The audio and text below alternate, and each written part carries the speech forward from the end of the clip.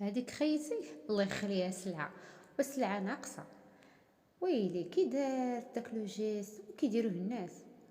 هذيك السيدة الله يعمر لها الدار صراحة، ما كاينش كي بحالها، فين ما ندور نتلاقاها بجنبي. هذيك السيدة تحت ما كيقولها فيها زوينة الله يستر، كل واش كيقول عليها. واش غنقولك انا ما عرفت. وانتي شكون انتي اللي كتهضري؟ وانتي عندك صحاباتك؟ انتيا اللي كتهضري واش كتفرقي بين الناس المزيانين والخايبين؟ ممكن انت براسك تدار بك، ممكن انت تكوني انانيه وما تعرفيش تختاري الصحابات ديالك.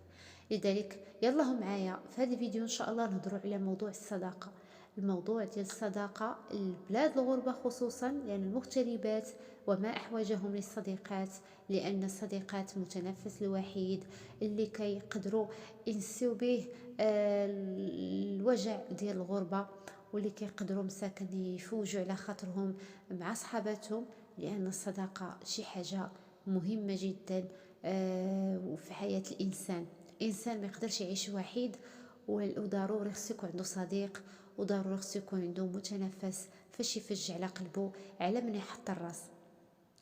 اللي مازال ما اشتركش في القناه كنتمنى يفعل زر الجرس باش يوصلوا جديد ويتابعونا في القناه. وملي يعجبكم الفيديو ما تنسونيش من لايك. ان شاء الله في هذا الفيديو هذا شحال من وحده طرحت معايا الموضوع ديال الصداقه، وشحال من وحده كنهضر معاها كنتلاقى ان عندها دائما يعني واحد ستريس، واحد الضغط في الحياه. خصكم نعرفوا انه الصحابات راه كيفوجوا على الانسان، كيحيدوه من ستريس، من الضغوطات، كيفوجوا تنستأنسوا بهم، وكنحاولوا اننا نشوفوا فيهم البلد ديالنا، كنحيدوا داك الوحش ديال البلاد. حاجه اللي هي صعيبه هو ان هذاك الشخص ولا ديك الصديقه انك تستأمنيها وتعرفيها وتعرفك بعد مرور سنين ومنين، كتلقيها واحد الانسانه اللي هي ماشي بحال هكاك اللي كنتي عارفه، وجه اخر، عالم جديد يناديك. انا نقول لك واحد المساله، بالنسبه للصداقه ماشي هكا وكتجي بين ليله وضحاها، كتكون كتبنى عبر مواقف وعبر سنين.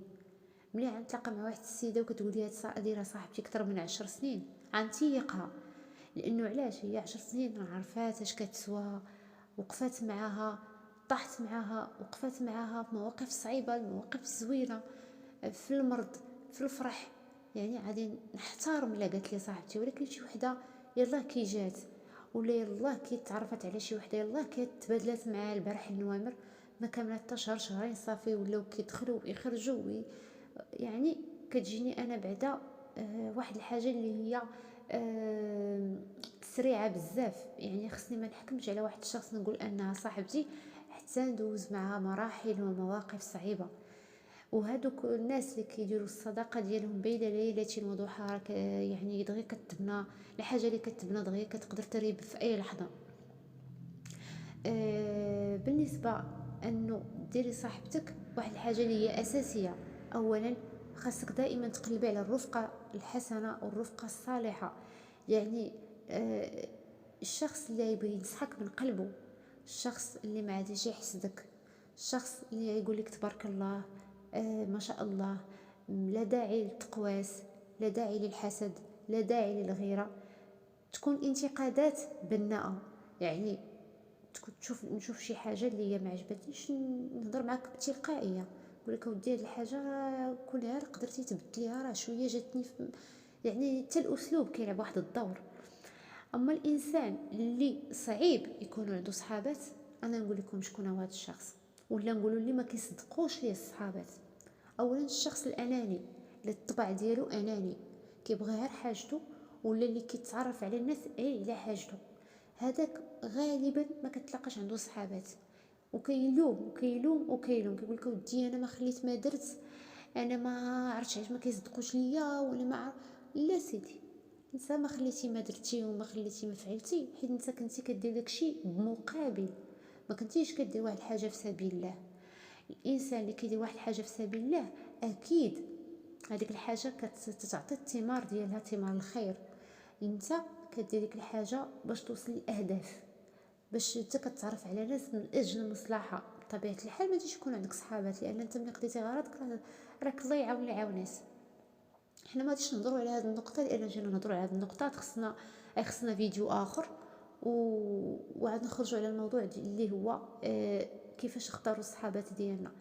انسان اللي بغى يختار الصديقه ديالو، يعني البنات اللي بيختاروا صحاباتهم في الغربه، خواتاتهم اللي هما في الاسلام خوتنا وخواتاتنا، خاص يكونوا اولا واحد الصبر، ثانيا ما يكونش واحد القلق، ثانيا نلتمسوا اعذار لبعضياتنا.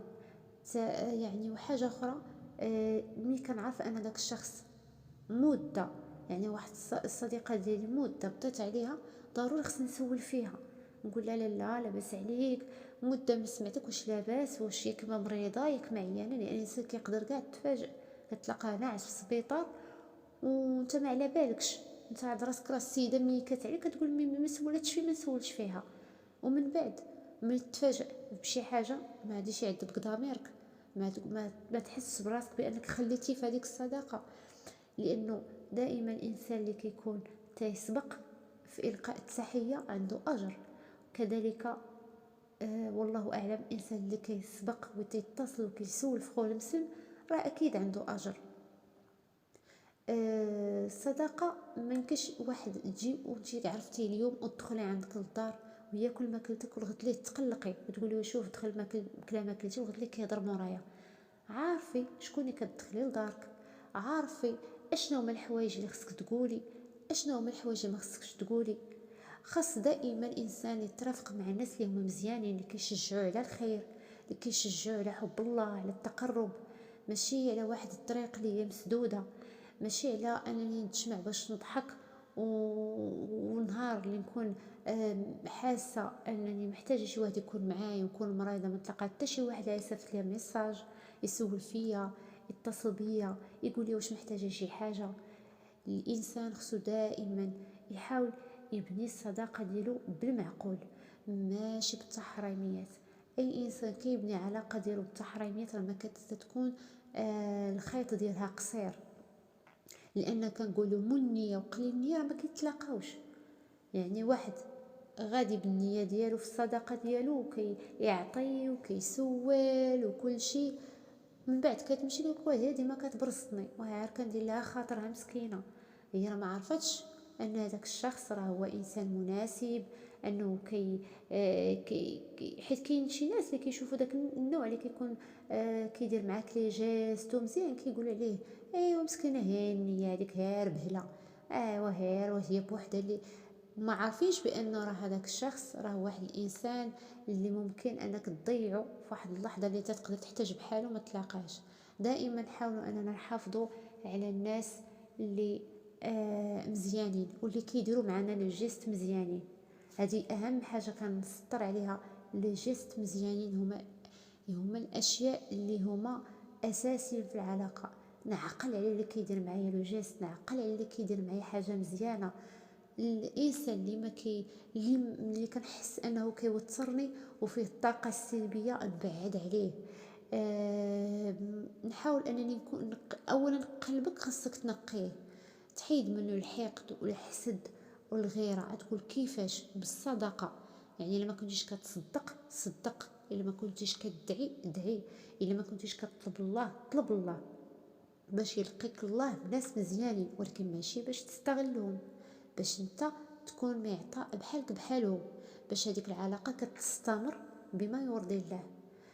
وهذا الشيء كينطبق على الجار اللي وصى عليه سيدنا رسول الله، والاسلام ديالنا حث على الجار يعني بواحد الطريقه كبيره. الاحترام يكون واحد الاحترام كبير، واحد الوقار، واحد الانسجام، واحد العطاء. يعني ماشي انا نشوف جاري مثلا جارتي اللي هي نقولوا صاحبتي، حيت حنا كنهضروا على موضوع الصداقه، مثلا جابت ثلاجه، نشوف ثلاجتي قديمه نقول لا انا خصني نجيب ثلاجه بحالها. ما خصهاش تكون منافسه في الاشياء التافهه، بالعكس نكونوا منافسه في الاشياء اللي فيها الخير، الحاجه اللي فيها الخير وفيها التقرب الى الله. وخصوصا أن بلاد الغربة الإنسان خصو دائما يجمع ما أمكن الحوايج الزوينين، القيم والمبادئ ما نخلوش تتسيب، خصنا نحضنوها ونعتنقوها ونديروها باش حتى الناس اللي هما عايشين معانا تينقلوا منا وكيعرفوا أن الإنسان له الأصل، عنده أصل وعنده فراسة في التحكم، ويكون الإنسان محنك في الظروف الصعبة. ما يكونش واحد الانسان في الظروف الصعيبه انا كنغبر كنطفي التليفون ولا ندير ديك السبه ديال ما قريتش الميساج ولا المرء ما ساليتش. حيت دابا اصلا راه شحال هادي كانوا الناس كيحطوا تيحطوا الفلوس في التيليبوتيك وكانوا كيسولوا. دابا الواتساب فابور كلشي فابور، ولكن حتى حد ما كيسول في شي حد. السبه هي ما سمعتش التليفون ديالي، حكا ما حكا الميساج ديالك هبط لتحت، حكا ما انا الانسان اللي غنصيفط ليه ميساج ونسول فيه كيبقى الا لا كان عزيز عليا او لا. لذلك حاولوا انكم اي واحد كيسول فيكم كيحترمكم احترموه، اللي كيقدركم قدروه، اللي يحتقركم اعطوه اتساع وعرفوا انه راه مليقش ليكم. وبالتالي ان الصداقه كما قلت لكم كتكون بالمواقف. يعني الانسان الصديق ما كيغيرش منك، ما كيحسدكش، وكيدعي معك في الخفاء، وهذه هي حاجه العظيمه. لانك ملي كيكون عندك صديق كيدعي معك في الخفاء راهي واحد الرزق كبير كبير بزاف. لان حتى الملائكه كيقولوا لي ولك بالمثل، يعني انت كتدعي لصاحبك والملائكه كتقول لك داكشي اللي كتدعي لصاحبك راه بينه لك حتى نتايا. يعني نتايا اشنو خسرتي الا كان قلبك زوين؟ اشنو غتخسر الا كنتي وفي، الا كنتي وفي؟ لذلك الربح كله في المعقول، الربح في الاخلاق وفي القلب يكون زوين. كي قلت لكم يكون دائما الحاجه اللي كتبغي لنفسك تبغيها لغيرك. لا يؤمن المؤمن حتى يحب لاخيه ما يحب لنفسه. تبارك الله عليكم. نتمنى هذا الفيديو ان شاء الله ينال الاعجاب ديالكم، وما تنسونيش من التعاليق ديالكم وتقولوا لي واش عندكم صحابات وشحال من صاحبه عندكم. ونتمنى ان شاء الله نتلاقاو في فيديو اخر في موضوع مهم ان شاء الله. وتبارك الله عليكم.